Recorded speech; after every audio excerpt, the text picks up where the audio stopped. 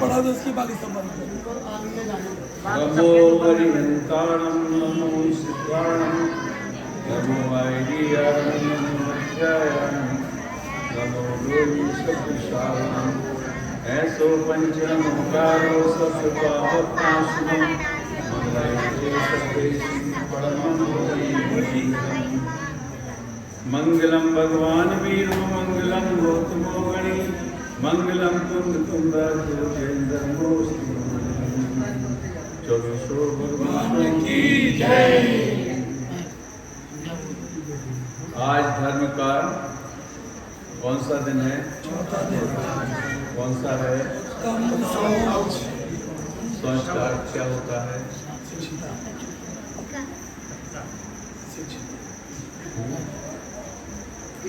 सोच धर्म का अर्थ क्या होता है? नहीं मालूम नहीं। 10 धर्म के लक्षण चल रहे हैं, पता ही नहीं धर्म कौन से धर्म में क्या है। लगे हैं जय जय लगे रहो। सोच धर्म किसे कहते हैं बताओ भाई? आत्मा की शुचिता, शुचिता रखने शुचिता तो हर धर्म में है। नंगा शुचिता ही बिना शुचिता के तो धर्म हो ही नहीं सकते। शुद्धता अब एक जन को मालूम है 100 में सब लोग में पड़े हुए हैं तो भी नहीं मालूम। चलिए ठीक। आचार्य भगवान कहते हैं कि भव्वा कमाओ, शुचिता का प्रारंभ लोभ के त्याग से होता है। कब होगा शुचिता? कब आएगी? जब आप लोभ का त्याग करेंगे। और जब तक लोभ रहेगा तब तक शुचिता नहीं आएगी। जब तक शुचिता नहीं आएगी आपकी अंतरात्मा शुद्ध नहीं होगी, कुछ नहीं होगा। 100 नहीं 150 साल जी लेना। लोभी व्यक्ति का मन कभी पवित्र होता ही नहीं है।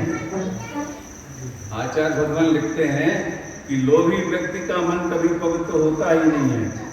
पुरुषार्थ सिद्धि के उपाय में आचार्य अमृतचंद्र स्वामी कहते हैं कि लोभी व्यक्ति हिंसक होता है। साधारण मत समझना उसको,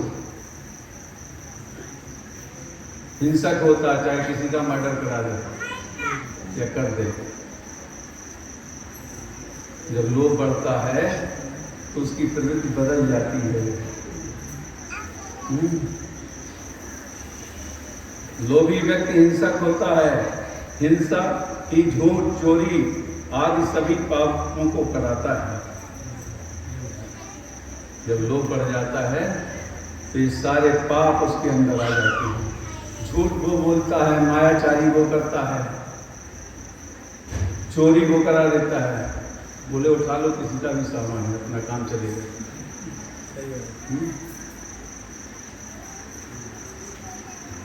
एक लोभी पंडित की कथा है, आप सभी ने इसके पहले भी पढ़ी होगी, जानी होगी, समझी होगी। लोभ पाप का बाप है ना? थोड़ा सा समय हो तो हम आगे कथा बढ़ाएं। है समय देंगे? नहीं तो साइड में कर दें इसको। आज है समय।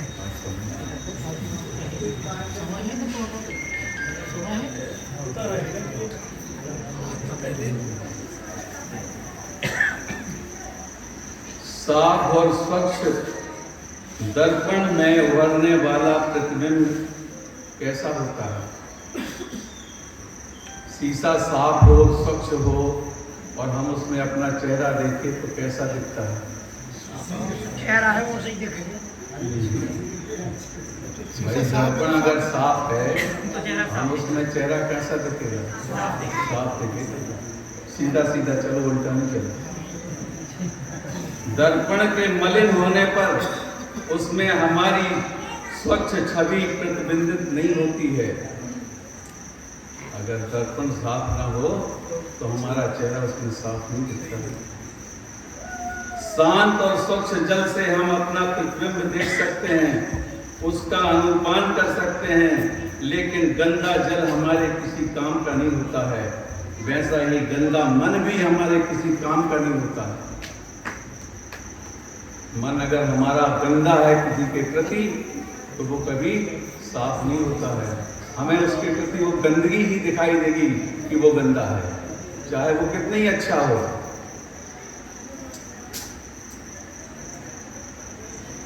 प्रतिबंध देख सकते हैं, उसका अनुपान कर सकते हैं, लेकिन गंदा जल हमारे किसी काम का नहीं होता है। वैसा भी गंदा मन भी हमारे किसी काम का नहीं है। जीवन को सुखी और समृद्ध बनाने के लिए स्वच्छता और सफाई जरूरी है। इसी सफाई का नाम है सोच धर्म। काय की सफाई, तन की सफाई की मन की सफाई? मन की सफाई। कर डालो भैया, है ना? इसी सफाई का नाम है सोच धर्म। शुद्धता के भाव को सोच कहते हैं, और आत्मा की विशुद्धि के लिए चित्त के दर्पण की स्वच्छता जरूरी है। काय की स्वच्छता जरूरी है, चित्त की। पवित्रता अपेक्षित है, स्वच्छता होनी चाहिए। बाहर की स्वच्छता का हम दिन रात ध्यान रखते हैं। अपने शरीर की स्वच्छता से पूर्णतः जुटे रहते हैं, हर क्षण उसके साथ संभाल में तत्पर रहते हैं। लेकिन संतों का कहना है कि बाहर की सफाई सफाई नहीं, मन की सफाई ही सबसे बड़ी सफाई है।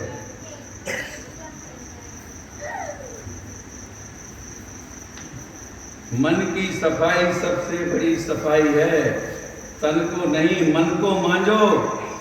तुमने आज तक तन को मांझा है, मन अछूता रहा। सोच धर्म मन को परिमार्जन करने का धर्म है।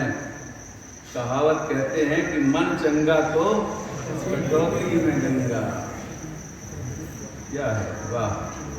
मन की पवित्रता होने पर तुम्हारे लिए गंगा में स्नान करने की भी जरूरत नहीं है। मत जाओ इलाहाबाद गंगा जी। और मन की पवित्रता के अभाव में गंगा का पवित्र जल भी तुम्हारी शुद्धि नहीं कर सकता। स्वच्छता आंतरिक होनी चाहिए। तन शुद्धि से बड़ी मन की शुद्धि है।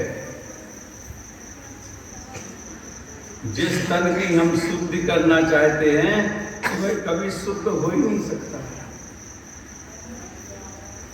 केवले को कितना भी हम धो लें, केवला सफेद नहीं हो सकता। हाँ, केवले को यदि हम आग में तपा के जला दें, तो राख बनकर केवला भी सफेद परिणत में आ जाता है। वैसे ही इस शरीर को हम चाहे कितनी ही शुद्धि क्यों न करें, शरीर शुद्ध नहीं हो सकता।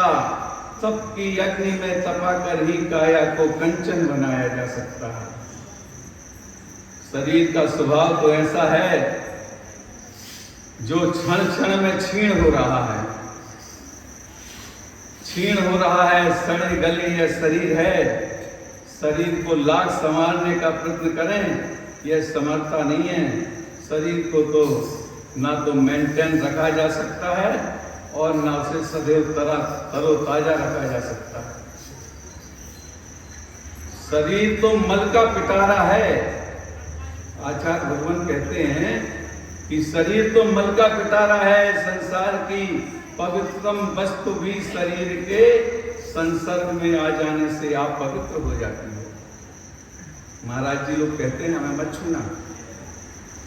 वो महाराज जी थे, रीठी से लौट रहे थे, हम लोग पैर पड़ने दौड़े, एक ने पैर पड़ लिया, बोले तुमने तो हमें अशुद्ध कर दिया।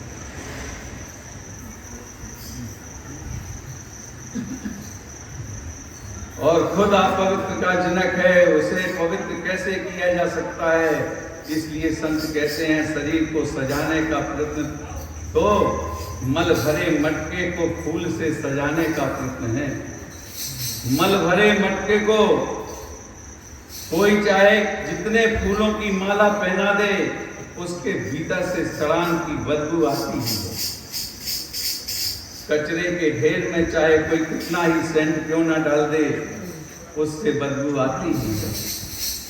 तुम तन को चाहे जितना मान लो, जीवन सुंदर नहीं बन सकता। परम सौंदर्य की उपलब्धि के लिए तन की नहीं, मन को परमार्जित करने की आवश्यकता है। आज भीतरी पवित्रता का प्रयोजन है। भीतर पवित्रता तभी संभव है जब हमें भीतरी अपवित्रता का एहसास हो। गंदगी हमें दिखाई पड़ती है, हम उसकी सफाई में जुट जाते हैं। बाहर की गंदगी हमें दिखती है, हम उसकी सफाई का प्रयत्न करते हैं। भीतरी गंदगी का हमें आभास ही नहीं होता है, उसका आभास नहीं होता है। भीतर जो गंदगी हमारे भरी है, इसके दूसरों के प्रति, अपने प्रति नहीं, दूसरों के प्रति गंदगी है। इसलिए उसके प्रक्षालन का प्रयत्न भी हम नहीं कर पाते, क्योंकि सोचते ही नहीं है, सोच ही नहीं जाती है वहां पर। हमें तो अगला आदमी बुरा दिखता है, आभास नहीं होता है। इसके लिए उसके प्रक्षालन का प्रयत्न करने की हमें जरूरत ही नहीं पड़ती है। हमारी कसायादी परिणति हमारे मन को कितना मलिन कर रही है, उसे देखने की कोशिश करो।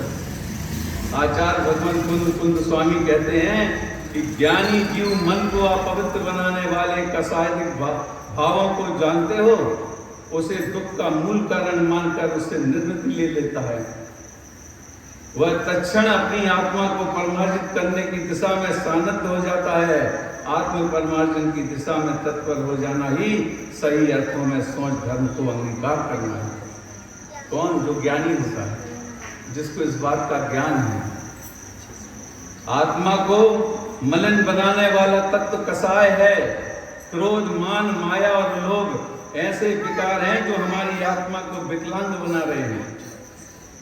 जरा देखो ये चारों कसाएं किस प्रकार हमारे जीवन को विकलांग बना रही हैं। क्रोधी व्यक्ति अंधा होता है, उसे कुछ नहीं सूझता। मानी व्यक्ति किसी की कुछ सुनता ही नहीं है। मानवीय व्यक्ति की जवान का कोई भरोसा ही नहीं है। कितना मायाचारी है मानवीय व्यक्ति। कोई लोभी व्यक्ति अपनी क्या कहें, उसकी तो नाक ही कट जाती है। क्रोध ने हमारी आंखें छीन ली, मान ने कान, माया ने हमारी जिह्वा को छीन लिया, बदल दिया, और लोभ ने हमारी नाक कटवा दी। आप कल्पना कर सकते हैं कि उस व्यक्ति के रूप की, उसकी आंख ना हो, कान ना हो, जिह्वा ना हो, नाक ना हो, वो कैसा होगा? कैसा होगा जिसकी ये चारों चीजें ना हो? ये भरा पड़ा है। कसाय परिणत से जीने वाले व्यक्ति का आंतरिक व्यक्तित्व ऐसा ही विकलांग होता है। संत कहते हैं अपने आंतरिक व्यक्तित्व को संभालना चाहते हो तो कसायों का निग्रह कर दो। चारों कसायों का जनक लोभ है। इसलिए सोच धर्म की चर्चा करते हुए कहा जाता है कि उस उत्कृष्टता को प्राप्त लोभ से निवृत्त ही सोच धर्म है। लोभ को नियंत्रित करना ही सोच धर्म है। इसका तात्पर्य है कि लोभ ही समस्त अपवित्रता का आधार है। सारे पापों का मूल, अनर्थों की जड़ लोभ है।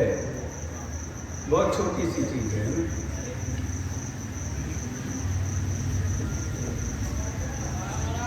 लोभ समस्त प्राणों का मूल और द्वेष क्रोध आदि का जनक है। क्रोध, मान, माया और लोभ ये चार कसाय हैं, पर चारों का उत्प्रेरक लोभ है।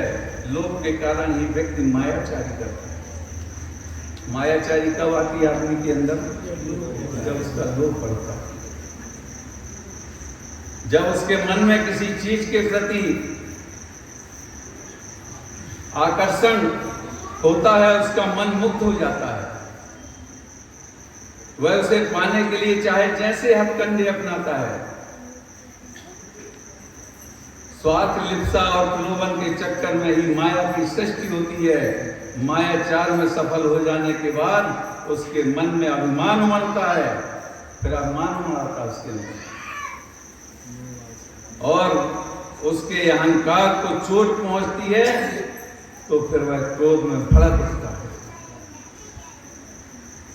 इसलिए कहते हैं कि ये सारी कसायों का जनक लोभ है। हम अपने इतिहास को पलटकर देखें, अतीत में जितने भी युद्ध हुए हैं वो सब लोभ के कारण हुए हैं। ऐसे ही नहीं लड़े लोग, उनके अंदर लोभ आया कि इसके राज को हम छीन लें, इसके धन वैभव को हम छीन लें, इसकी सुंदर स्त्री का हम हरण कर लें। कब हुए लोभ के कारण। सीता जी के रूप पर रावण मुक्त हुआ, उसने छलिया साधु का रूप रखा। जब उस छल का उसे सफलता मिल गई तो अभिमान में चूर हो गया। सीता का हरण करके लाया तो अभिमान में चूर हो गया, और उसके अभिमान को जब चोट पहुंची तो उसके भीतर क्रोध की ज्वाला भड़क उठी। देखो तो विचित्रता, छल पर अभिमान करता है, सत्य पर नहीं। जो रावण लक्ष्मण की द्वारा खींची हुई रेखा को लागने में समर्थ नहीं था। लक्ष्मण जी जिस रेखा को खींच गए थे, उस रावण में इतनी ताकत नहीं थी कि उसकी रेखा को के अंदर चला जाए। अपने छल से सीता को हरने के बाद कहता है, यदि राम लक्ष्मण मुझसे युद्ध में मुझे हरा देंगे तो मैं सीता को लौटा दूंगा। एक लक्ष्मण रेखा को तो पार करने में पसीना आ गया। ऐसा नहीं, क्योंकि यदि मैंने यूं ही सीता को लौटा दिया तो लोग कहेंगे कि रावण डर गया।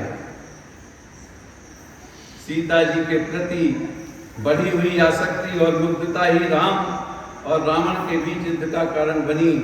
कौरवों के मन में उपजी सत्ता और साम्राज्य की तीव्र लालसा के कारण ही महाभारत हुआ। शकुनी जैसा छलिया, कितने शकुनी हैं, भरे पड़े हैं। अरे वो तो एक खाया है, भरे पड़े हैं, दोबारा फेंकते हैं रोज अपना। शकुनी जैसे छलिया व्यक्ति सामने आया और फिर दुर्योधन और दुशासन के पीछे भयानक संग्राम हुआ। चारों कसाओं का मूल लोभ है, इसलिए कहते हैं कि लोभ पाप का बाप बहाना। कर्म सिद्धांत की दृष्टि से यदि विचार किया जाए तो क्रोध, मान और माया पहले नष्ट हो जाते हैं और लोभ का क्षय सबसे अंत में होता है। पर विचित्रता कुछ ऐसी है कि व्यक्ति क्रोध, मान और माया को बुरा समझता है, उतना लोभ को नहीं समझता। क्रोध की अभिव्यक्ति जल्दी हो जाती है, मान भी समझ में आ जाता है, माया भी जल्दी पकड़ में आ जाती है, पर लोभ पकड़ में नहीं आता। लोभ बड़ा खतरनाक तस्कर है। जितने भी तस्कर होते हैं वे कुछ सामने नहीं आते। जितने बड़े बड़े माफिया हैं वो सामने नहीं आते, उनका सरदार सामने नहीं आता कभी।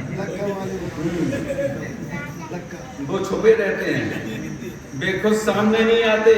वे तो अंडरग्राउंड होते हैं, उनका अलग अंडरवर्ल्ड चलता है। काम तो उनके आदमी करते हैं। इसी तरह लोभ हमारे मन से चुपचाप बैठा रहता है, वह माया, मान और क्रोध में सृष्टि करता है।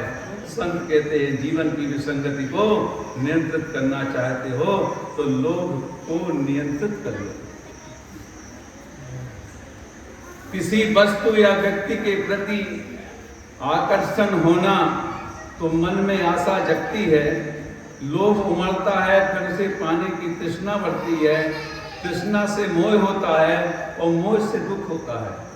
लोभ से तृष्णा, तृष्णा से मोह और मोह से दुख उत्पन्न होता है। अतः दुख से बचना चाहते हो तो लोभ को नियंत्रित करो, क्योंकि लोभ ही दुखों का बीज मंत्र है। मनुष्य के मन में अनेक प्रकार का लोभ होता है। धन का लोभ होता है, पद का लोभ होता है, रूप का लोभ होता है। इन सबसे अधिक धन का लोभ होता है। बाकी तो ये लोग धीमे होते हैं, लेकिन सबसे बड़ा जो लोभ होता है वो धन का होता है। संसार का प्रत्येक मनुष्य धन की चाह रखता है। हर व्यक्ति अधिक से अधिक धन कमाना चाहता है।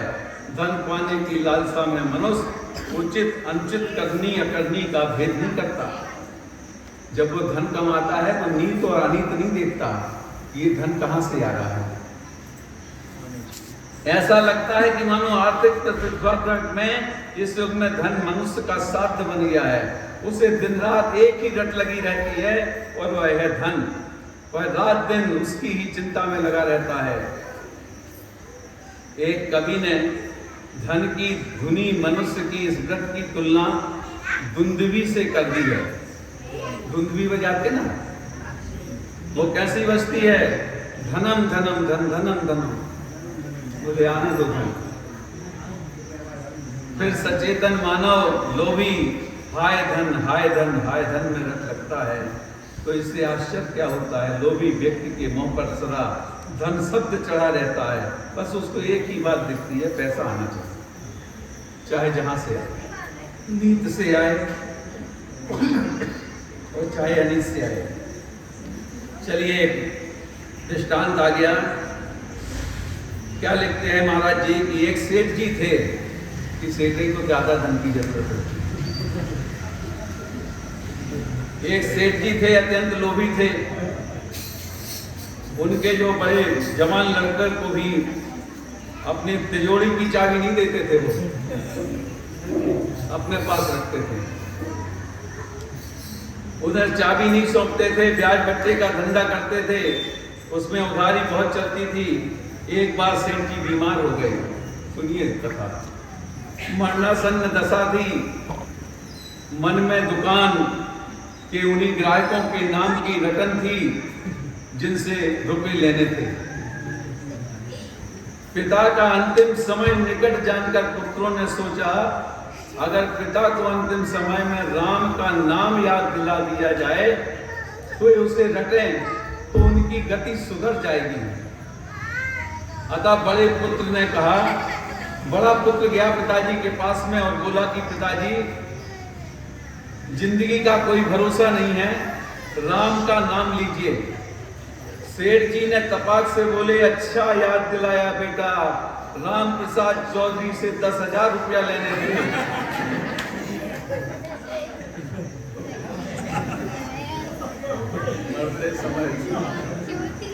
बोले राम प्रसाद चौधरी से 10,000 रुपया लेने थे। 6 महीने से उसने एक पैसा नहीं दिया, उससे ब्याज सहित रकम वसूल लेना। पुत्रों ने देखा यह तो उल्टा हो गया। इन्हें राम के बदले राम प्रसाद ग्राहक का नाम याद आ गया। अतः छोटे बेटे ने उन्हें भगवान का नाम लेने के लिए कहा, मगर भगवान का नाम जिह्वा से लिया कैसे जाए, उस पर भी उसने धन लेना था। उन ग्राहकों के नाम चढ़े हुए थे। अतः सेठ जी बोले, बेटा भगवान दास पंडित जी से तगादा करके रकम ले लेना। आखिर धन की रकम कितनी सार्थक है? क्या जीवन पर्यंत धन संग्रहित करने के बाद भी मनुष्य को संतुष्टि मिल सकी? संत कहते हैं, धन ना तो किसी के साथ जाता है और ना उससे संतुष्टि हो सकती है। मनुष्य जितना अधिक धन कमाता है, उसके अंदर की लालसा उतनी बढ़ती जाती है। 100 पाने पर 1000 की होती है, 1000 पाने पर लाख की होती है, लाख कमाने पर करोड़पति बनने की चाह रखता है। धन की यह लालसा अंतहीन है, जैसे जैसे पाता है वैसे वैसे बढ़ता जाता है। भगवान महावीर ने कहा है कि लोभ और लाभ के कारण संबंध हैं। लाभ लोभ का कारण है, जैसे जैसे लाभ बढ़ता है वैसे वैसे लोभ भी बढ़ता है। समझ में आ रहा? जैसे जैसे लाभ होता है वैसे वैसे लोभ होता है और लाभ से लोभ बढ़ता है। कपिल को तो मात्र, एक बहुत अच्छा कथानक आया है, ध्यान से सुनिए। लाभ को लोभ बढ़ाता है। कपिल को मात्र 2 मासा स्वर्ण से काम था। कितना? 2 मासा स्वर्ण चाहिए था उसको, उसका नाम था कपिल। परंतु राजा के वचन का लाभ मिलने पर लोभ इतना बढ़ गया कि करोड़ों स्वर्ण मुद्राओं से भी संतुष्ट नहीं हुआ। कपिल नाम का एक ब्राह्मण था। वह कौशाम्बी के श्रावस्ती आकर अपने पिता कश्यप के मित्र इंद्रदत्त उपाध्याय के यहाँ विद्या अध्ययन करता था। सेठ सालेग्राम के यहाँ उसके भोजन की व्यवस्था थी। लेकिन संयोग कुछ ऐसा बना कि वह आया तो था अपना जीवन का पाठ पढ़ने। समय का चक्कर देखिए, आया था जीवन का पाठ पढ़ने, पर सेठ के यहां जो दासी काम करती थी उससे उसका प्रेम हो गया। एक दिन उस दासी ने कपिल से कहा कि कल मुझे एक उत्सव में शामिल होना है, क्या तुम मेरे लिए वस्त्र आभूषणों की व्यवस्था कर दोगे? तुम तो मुझसे प्रेम करते हो। कपिल ने कहा मेरे पास धन कहाँ है, मेरे भोजन तक की तो व्यवस्था दूसरे के यहाँ है। मेरे पास धन कहाँ है, मेरे भोजन की व्यवस्था तो दूसरे के यहाँ है, मैं तुम्हारे वस्त्र आभूषणों की व्यवस्था कैसे करूं? दासी ने कहा कि तुम चिंता मत करो, यहाँ का राजा बड़ा उदार है, जो कोई भी प्रातः काल सबसे पहले उसके दरबार में पहुंचता है, आशीर्वाद देता है, उसे 2 मासा स्वर्ण प्रदान करता है। अतः तुम सबसे पहले राजा के पास जाकर उसे आशीर्वाद दे दो तो 2 मासा स्वर्ण प्राप्त कर लोगे। चांदनी रात थी, अब ब्राह्मण तो थे वो। चांदनी रात थी, सुबह होने पर का समय निकट जानकर आधी रात में ही कपिल अपने घर से निकल पड़ा और तेजी से दौड़ने लगा। उसे दौड़ता देखकर सिपाहियों ने चोर समझकर उसे पकड़ लिया। अगले दिन उसे राज दरबार में पेश किया गया। राजा ने उससे आधी रात के दौड़ने का कारण पूछा। उसने सारी बात सच बता दी। उसने कहा मैं तो 2 मासा सोने पाने के लिए आपके पास आया था, सोचा था कहीं कोई दूसरा आकर आपको आशीष ना दे दे तो मेरा 2 मासा सोना छल जाएगा। राजा उसकी सत्यवादिता से बड़ा प्रभावित हुआ और बोला ब्राह्मण, मैं तुम्हारी सरलता पर मुक्त हूं, तुम जो मांगोगे मैं तुम्हें दे दूंगा। अब देखिए लोग कहां बढ़ता है। कपिल बोला अच्छा ऐसी बात है तो मुझे थोड़ा सा सोचने का वक्त दे दो। राजा ने कहा ठीक है सोच लो। कपिल एकांत में जाकर सोचने लगा। 2 मासा स्वर्ण से कुछ होगा नहीं तो 100 स्वर्ण मुद्राएं मांग लेता हूं।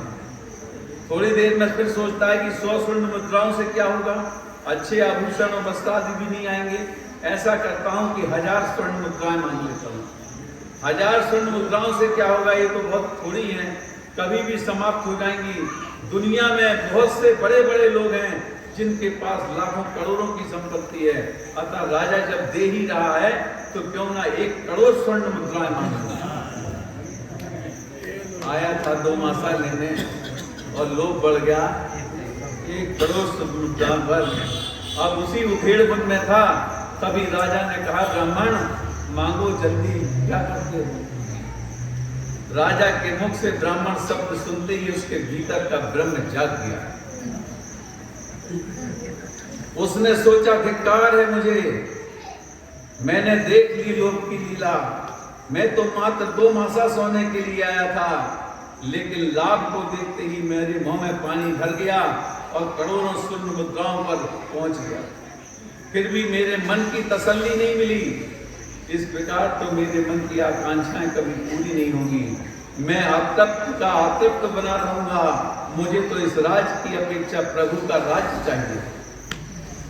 सोच बदल गई। तो मुझे इस राज्य की अपेक्षा प्रभु का राज चाहिए और परम तृप्ति और आनंद से परिपूर्ण है। धन की लिप्सा अनंतहीन है, जिसमें कभी तृप्ति नहीं मिल सकती। कपिल चिंतन की गहराई में डूब गया। राजा ने पास जाकर पूछा, कहो ब्राह्मण, आपने क्या मांगने का सोचा? क्या कहता है कपिल? कपिल ने कहा नहीं, मुझे कुछ नहीं चाहिए। मुझे जो चाहिए था वह सब कुछ मिल गया। राजा आश्चर्यचकित होकर बोला, मैंने तो आपको कुछ दिया ही नहीं है, आपको कहां से मिल गया? कपिल ने अपनी चिंतन कथा के सुनाई। राजा ने हर्षित होकर कहा, आप निसंकोच होकर 10 करोड़ स्वर्ण मुद्राएं मांगते तो मैं अवश्य दे देता।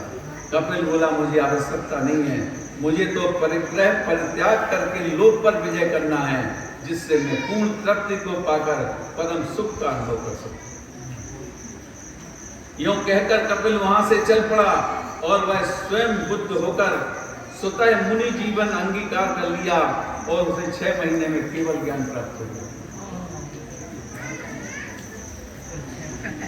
कपिल की मनोवृत्ति से लाभ और लोभ से दुष्चक्र का कितना सुंदर आलेख है। बस यही रूप है लोभ का, जिसके चक्कर में फंसा मनुष्य अपने आप को भूल जाता है। आज हर मनुष्य अधिकाधिक धन पाने की होड़ में है। अपनी धन लिप्सा के पीछे वह दिन का चैन रात की नींद सो रहा है, फिर भी उसे शांति नहीं है। शांति उसे मिल नहीं सकती। धन की इच्छा तो मृग मारीच के समान है, जो देखने में लुभावनी जरूर लगती है, पर उसमें भटकन के सिवाय कुछ नहीं होता। इच्छा कभी तृप्त नहीं होती, किंतु कोई मनुष्य उसे त्याग दे तो वह उसी क्षण पूर्णता को प्राप्त कर लेता है। इच्छाओं का कोई कितनी भी पूरी करने की कोशिश करे, वे कभी पूरी होती नहीं है। कदाचित एक इच्छा पूरी होती है, दूसरी आके खड़ी हो जाती है। जैसे शांत सरोवर में कंकड़ फेंका जाता है तो एक लहर के बाद एक लहर सरोवर में उठ जाती है, वैसे ही मनुष्य के मन में एक के बाद एक इच्छाएं उत्पन्न होती हैं, वह उसे कभी पूरी नहीं कर पाता। संत कहते हैं आशा और तृष्णा दुष्पूर है, उसे कभी भरा नहीं जा सकता। भगवान महावीर ने कहा है कि कैलाश पर्वत के समान विशालकाय सोने और चांदी के असंख्य पर्वत क्यों ना हो, लालची मनुष्य का मन उससे नहीं भरता। इतना पाकर वह संतुष्ट नहीं होता, क्योंकि इच्छा आकाश के समान अनंत है। इच्छाएं आकाश के समान अनंत हैं। दूर क्षितिज पर हमें ऐसा लगता है कि धरती और आकाश मिल रहे हैं, हम उस ओर बढ़ते हैं, पर हमारी गति के साथ साथ क्षितिज की दूरी बढ़ती जाती है। ऐसा हमें लगता है कि 2-4 इच्छाओं को पूरी करके हम शांति से रहेंगे, परंतु इच्छाएं पूरी नहीं होती हैं। एक इच्छा पूरी होने पर अनंत इच्छाएं खड़ी हो जाती हैं। लोक में अनेक प्रकार की इच्छाएं हैं, जिससे बंधा हुआ मनुष्य संसार में दुख को पाता है।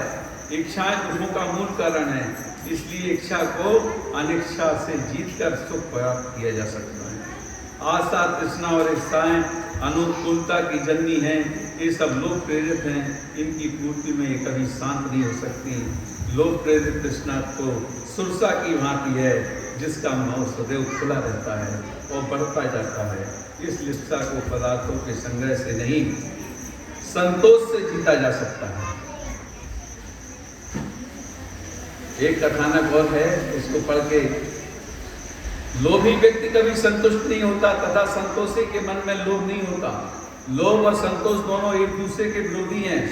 असंतोष की आग में झुलसता हुआ लोभी व्यक्ति कभी सुखी नहीं हो सकता। एक बार शेख सादी किसी व्यापारी के यहाँ ठहरे थे। व्यापारी बहुत धनवान था, उसका बड़ा ठाट-बाट था। वह रात भर उनके वैभव का बखान करता रहा। यानी जो शेख सादी थे, उनके यहाँ ठहरे हुए थे, वो बहुत बड़े सेठ थे और उनका ठाट-बाट बहुत था। रात भर अपने वैभव का बखान करता रहा। उसने बताया कि मेरी इतनी संपत्ति तुर्किस्तान में है और इतनी संपत्ति हिंदुस्तान में है।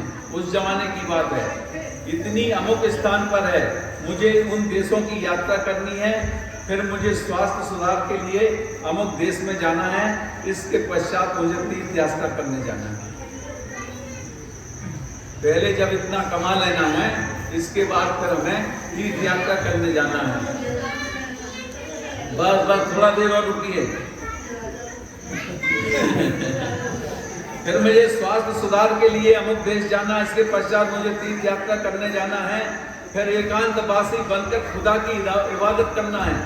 शेख सादी उनकी बातें सुनकर जब ऊब गए तो फिर ने उनकी राम कहानी पूरी नहीं होती दिखी। अतः शेख सादी बीच में बोल उठे, आपको मालूम है जिंदगी अब और कितने दिन की है आपकी? बोले आपने तो अपनी पूरी कथा सुना दी कि अभी हमें व्यापार करने जाना है, फिर इसके बाद अपने स्वास्थ्य का सुधार करवाने जाना है और फिर इसके बाद हमें तीर्थ यात्रा करनी है। तो जो संत थे उन्होंने कहा, शेख साहब ने बीच में ही बोले, आपको मालूम है जिंदगी अब और कितने दिन की है? व्यापारी बोला, मुझे तो इसकी जानकारी नहीं है। व्यापारी बोला, मुझे तो इसकी जानकारी नहीं है। शेख सादी ने फिर इतने बड़े वर्षों के प्रोग्राम पहले से क्यों बना रखे हैं?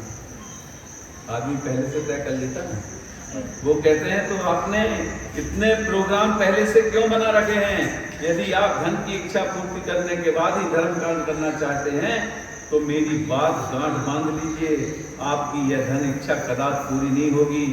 जितना जितना धन बढ़ता जाएगा आपकी इच्छाएं उससे 2 कदम आगे बढ़ती जाएंगी, क्योंकि इनका यही कहीं अंत नहीं होगा। क्या आपको पता नहीं है कि एक प्रसिद्ध व्यापारी की घोड़े से गिर के मृत्यु हो गई? जिस समय घोड़ा से गिरा उसने एक लंबी सांस लेकर कहा, जीवन में बहुत धन कमाया फिर भी अनेक इच्छाएं मन में रह गई। उस व्यापारी की भी और आपकी तरह अनेक योजनाएं बनी थी, उन्हें पूरे करने का वह स्वप्न देख रहा था। तभी अचानक वह मृत्यु की गोद में सदा के लिए सो गया। उसकी सारी इच्छाएं पृथ्वी के गर्भ में समा गई। मैं निसंकोच कह सकता हूं कि आपकी स्थिति उस व्यापारी से बहुत कुछ मिलती जुलती है। और आप सर्वप्रथम धन की इच्छा को पूर्ण कर लेना चाहते हैं, तदुपरांत जब धन इच्छा न रहेगी तब धर्म का कार्य श्री गणेश करेंगे। अपद धन की इच्छा इस प्रकार से ना तो किसी की पूर्ण हुई है और ना होगी। एक और दृष्टांत है, समय हो रहा है, आप लोगों को लगता होगा बढ़ता जा रहा है। अच्छा लग रहा है, समझ में आ रहा है? इसलिए यदि कुछ करना चाहते हो, इच्छा पूरी करने का एक मार्ग है, वह है संतोष। यदि संतोष आपको प्राप्त हो जाए तो संभव है धर्म की ओर आपकी कुछ प्रवृत्ति हो सके, अन्यथा आपकी ये सब योजनाएं आपके साथ ही जाएंगी।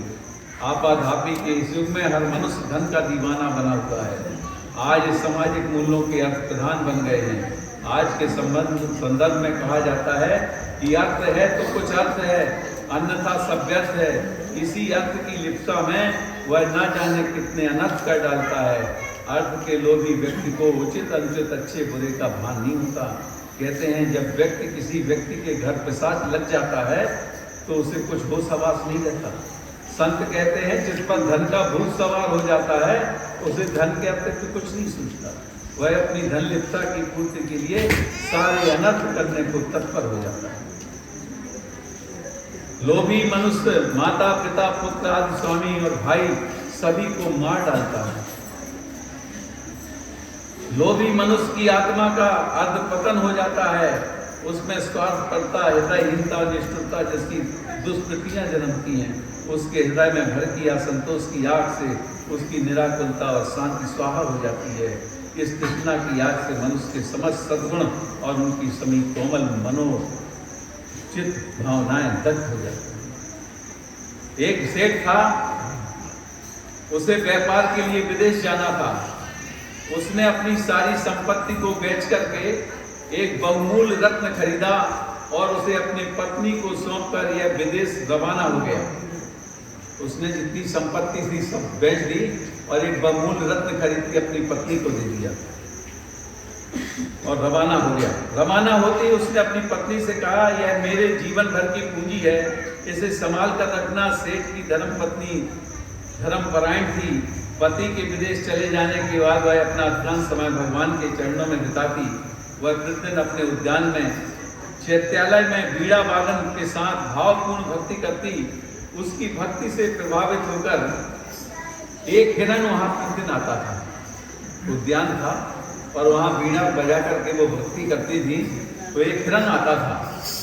वह भी सेठ की पत्नी के साथ भक्ति में रम जाता था, विभोर हो जाता था और अंत में जाते समय अपने मुंह से एक कीमती रत्न उगल कर दे जाता था। जो हिरन था जब वो भक्ति में विभोर हो जाता था तो जब जाने लगता था तो अपने मुंह से एक रत्न वहां पर उगलता था। मुंह से एक कीमती रत्न उगल कर दे जाता था। सेठानी उठाकर उसे अपने घर के कक्ष में सुरक्षित रख लेती थी। यह रोज का क्रम था। प्रतिदिन सेठानी भक्ति करती, हिरन आता और एक रत्न उगल जाता। 12 वर्ष में रत्नों का भंडार भर गया। सेठ जी कितने साल के लिए गए थे? 12 वर्ष के लिए। वो रोज देखते रहते। और रोज देख। इधर सेठ का खूब व्यापार चला। 12 वर्षों के बाद उसे अपने घर की याद आई। अपनी सारी संपत्ति की मूल में उसने 5 कीमती रत्न खरीदे और रत्नों को लेकर वह घर आया। पत्नी ने अपने पति का आत्मीयपूर्ण स्वागत किया। पति ने अपनी विदेश यात्रा की कथा सुनाई। 5 रत्न पत्नी के सामने रख दिए। पत्नी ने सहज भाव से उन रत्नों को देखा और कहा कि बस 5 रत्न के पीछे 12 वर्ष बिता दिए।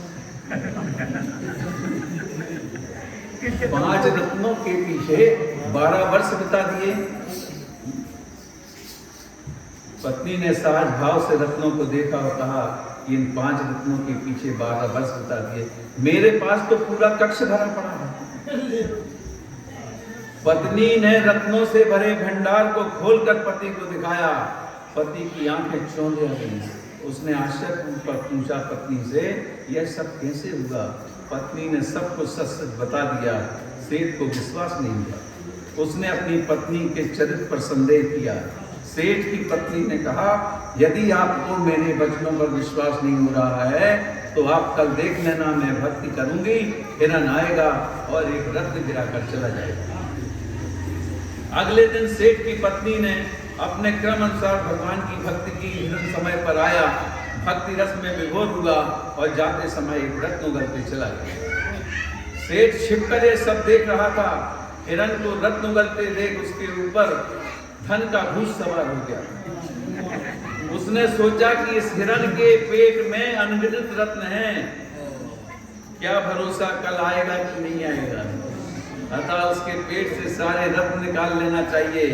इसी इरादे से उसने अपना निशाना साधा और पत्नी ने उसे ऐसा करने से मना किया, पर तो धन का भूत सवार था। उसने पत्नी की एक नहीं सुनी और उसने अपना तीर हिरण पर चला दिया। पत्नी सामने आ गई, तीर पत्नी को लगा और वह वहीं ढेर हो गई। धन के दीवाने सेठ ने पत्नी की ओर देखे बिना उस हिरण का पीछा किया और उसे मार गिराया। उसका पेट चीर कर देखा, उसके भीतर एक भी रत्न नहीं था। उसे बड़ा पश्चाताप हुआ। इधर पत्नी के प्राण पखेरु उड़ गए। अब उन रत्नों भंडार में पहुंचा तो देखता क्या है, सारे रत्न केवले के रूप में परिणत हो गए। ये है लोभ की महिमा। इसे वह सहन नहीं कर सका और वहीं गिरकर अचेत हो गया। धन के पीछे उसे अपने प्राण प्यारी पत्नी को खोना पड़ा। देवता समुपकारी उस हिरण को मार डाला और सारा धन विनष्ट हो गया। धन की दीवानगी क्या नहीं कराती है। धनांधता में क्या नहीं। धन का लोभी मनुष्य सारे अनर्थों पर उतारू हो जाता है। धन भाइयों के हृदय में घृणा पैदा करता है। सुनना भाई, धन भाइयों के हृदय में घृणा पैदा करता है। धन परिवारों में विवाद उत्पन्न करता है। धन मित्रों को अलग अलग करा देता है और गृह युद्ध का जनक धन है। धन संपदा में संपूर्ण जीवन है। संत कहते हैं, जड़ धन नहीं, जीवन धन की चिंता करो। काय की चिंता करो? जीवन धन की चिंता करो। संपत्ति कभी किसी के साथ नहीं जाती। जड़ धन भी तभी तक उपयोगी है जब तक जीवन है। जीवन निर्वाह के लिए धन कुछ उपयोगी हो सकता है, उसके लिए धनार्जन करना बुरा नहीं है, पर पूरा जीवन धन के लिए समर्पित कर देना कौन सी बुद्धिमानी है। तुम सारी जिंदगी धन बटोरने में लगे हो, पर अंत में तो सब कुछ छोड़कर जाना है। जिसको छोड़कर जाना है उसके पीछे अपनी कीमती श्वासें खपा ले रहे हो। कितनी बड़ी नादानी है। अपने जीवन के निर्वाह के लिए इतना धन आवश्यक है, उसका संग्रह करो, पर उसके प्रति अधिक आसक्ति मत रखो। संतोष सबसे बड़ा धन है।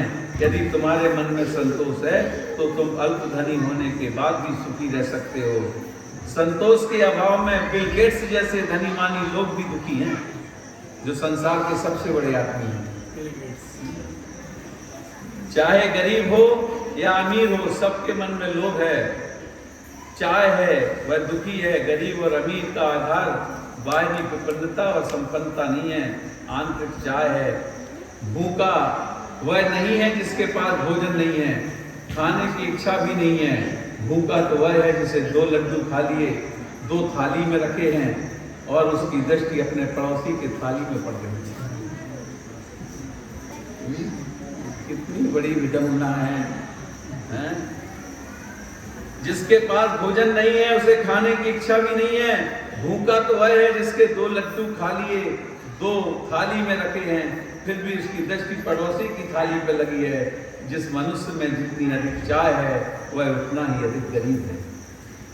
गरीब वही है जिसके अंदर तृष्णा है। धन के अभाव में भी व्यक्ति के मन में यदि संतोष है तो वह सुखी रह सकता है, क्योंकि संतोष ही सबसे बड़ा धन है। और संतोष के अभाव में बड़े बड़े धनपति भी दुखी रहते हैं। मैं तो यहाँ तक कहता हूँ कि गरीब की अपेक्षा अमीरों की चाह अधिक होती है। गरीब हमेशा 100-200 की चाह रखता है और अमीर समझदा 1,00,000-2 लाख की बात करता है। धन की संपन्नता के साथ मन की चाह बढ़ती जाती है।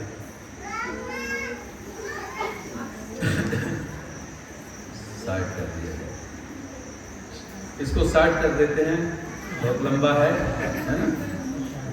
चलिए एक कथानक करके और इस बात को खत्म कर देते हैं। बहुत हो गई बात है ना। बरसात का समय था।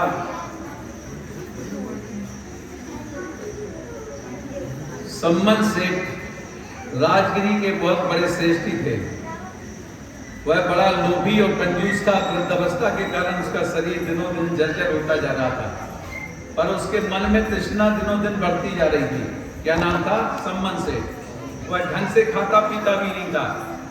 प्रायः लोग कंजूस कहते थे और उसकी संपत्ति का सही उपयोग नहीं कर पा रहा था। दूसरों को उदारता पूर्वक दे भी नहीं पा रहा था। यही स्थिति उसकी थी। इसलिए उसने अपने सारे बच्चों को बुलाया और उनका हिस्सा देकर उनको अलग कर दिया। एक दिन उसने अपनी सारी संपत्ति का आकलन किया और सोचा कि कहीं कोई लूट के न ले जाए। अतः उसने सारी संपत्ति को बेच करके एक रत्न जड़ित बैल बनवा लिया सोने का। वो संपत्ति बेची और सोना को लेकर के एक रत्न जड़ित बैल बनवाया। उसे अपने घर के तहखाने में रख दिया। तभी उसके मन में एक विचार आया। रात को सो रहा था, विचार आया कि मैंने अपनी कमाई से एक बैल तो तैयार कर लिया है, अब उसका जोड़ा भी चाहिए। ये कम पड़ रहा था उसको, पर अब जोड़ा कैसे तैयार किया जाए? उसकी सारी संपत्ति बैल में लग गई, लेकिन अभी उसमें बल है। कहता है अभी मुझमें बल है और सत्य है, मेहनत मजदूरी करके धन जोड़ूंगा और फिर एक जोड़ा तैयार कर लूंगा। बरसात का समय था, नदी आई हुई थी, उसमें बड़े बड़े लकड़ियों के लट्ठे बहकर आ रहे थे। उसने सोचा कि बरसात में लकड़ियों की कीमत भी ज़्यादा होती है। यदि मैं नदी जाकर के लकड़ियाँ इकट्ठी कर लूँगा और फिर उनको बेचूंगा तो बहुत पैसा आ जाएगा। घर से वह लंगोटी में निकला, इसलिए कि कपड़े कहीं भीग न जाएं। पानी में गया और बहती हुई लकड़ियों को पकड़ने लगा और लाकर किनारे लाकर के उनको रखने लगा। अब देखिए, समय की बात देखिए, महारानी चिलना राजगिरी के राजमहल के झरोखे से सब कुछ देख रही थी। ये वहीं की बात है, राजगिरी की। उन्हें देखते ही महारानी के मन में दया के भाव द्रवीभूत हो गए। उनने महाराज सैनिक से कहा कि आपके राज्य में एक ऐसा दीनहीन व्यक्ति है जो इतनी मूसलाधार वर्षा में अपनी जान की बाजी लगाकर लकड़ियों को निकाल रहा है। आप उसे बुलाकर उसकी समस्या का समाधान कीजिए। सैनिक द्वारा सेठ के दरबार में बुलाया गया। राजा सैनिक ने उससे लकड़ियां बटोरने का कारण पूछा। भाई, तुम्हें आकर ऐसी क्या कमियां पड़ी जो तुम इस विषमतम परिस्थिति में लकड़ियां बटोर रहे हो? सेठ ने कहा, क्या करूं, मेरे पास एक बैल है, उसका जोड़ा नहीं है। मैं चाहता हूं उसका जोड़ा पूरा हो जाए, तभी मैं अपना काम पूरा कर सकूंगा। सम्राट सैनिक ने कहा, बस इतनी सी बात है, मेरी गौशाला में चलो और तुम्हें जो बैल पसंद है वो ले जाओ। तुमको थोड़ी मालूम था। सम्राट के साथ गौशाला गया। एक से एक उत्तम नस्ल के बैलों को दिखाया गया, पर सम्मन सेठ में उनमें से कोई बैल पसंद नहीं आया। उसने कहा, राजन, बेशकीमती गौशाला में से एक बैल है, वह मेरे बैल के बराबरी का नहीं है। सैनिक ने कहा, आश्चर्य की बात है, आखिर ऐसा तुम्हारा कौन सा बैल है? तुम लाकर बताओ, दिखाओ मुझे। सम्मन ने कहा, राजन, मैं अपने बैल को दरबार में नहीं ला सकता। यदि मेरे बैल को देखना चाहता है तो हमारे घर चलो। राजा सैनिक रानी और उनके मंत्री अभय कुमार को लेकर सम्मन सेठ के यहाँ पहुंचे। सम्मन सेठ ने उनको अपने तहखाने में ले जाकर रत्न जड़ित स्वर्ण बैल दिखाते हुए कहा कि महाराज मुझे ठीक ऐसा दूसरा बैल चाहिए। सैनिक विस्मित होकर कुपित होकर बोले, भले आदमी, इतने रत्नों और संपत्तियों के स्वामी होने के बाद भी तुम अपनी जिंदगी दांव पर लगा रहे हो। तुम्हारे यहाँ किस चीज की कमी नहीं है, फिर भी तुम लोग बस और अधिक संपत्ति जोड़ना चाहते हो। मान लो एक बैल और भी आ जाए तो भी तुम्हारी लालसा शांत नहीं होगी। याद रखो, तुम्हारी सारी संपत्ति यहीं धरी रह जाएगी। सुई की नोक बराबर भी संपत्ति तुम्हारे साथ नहीं जाएगी। फिर भी तुम इस संपत्ति के गाय मोह में ना खाते हो, ना खर्च करते हो, ना किसी को देते हो। धिक्कार है तुम्हारे इस जीवन को। राजा की फटकार पर सम्मन पर कोई असर नहीं पड़ा। उसने राजा की सारी बात चुपचाप सुन ली और उन्हें विदा कर अपने धंधे में लग गया। शास्त्रों में लिखा है कि अपनी इसी धन लिप्सा के कारण वह मरकर साथ में नरक में उत्पन्न हुआ। धन ही उसके जीवन का साध्य है, उसकी यही परिणत होती है। धन को जीवन निर्वाह का साधन मानकर चलना चाहिए। धन जीवन का साध्य नहीं है। धन जीवन की आवश्यकता हो सकती है पर अनिवार्यता नहीं है। संत कहते हैं जीवन निर्वाह के लिए आवश्यक धन संचय करो, पर उसे आसक्ति का रूप मत लेने दो। धन की आसक्ति मनुष्य को एक ऐसे अंधकूप में ढकेल देती है जिससे निकल पाना बहुत कठिन होता है। अपेक्षा है धन की आवश्यकता और अनिवार्यता के अंतर को समझने की, साध्य और साधन के भेद को जानने की, तभी जीवन को समृद्ध और सुखी बनाया जा सकता है। उत्तम आचरण महावीर भगवान।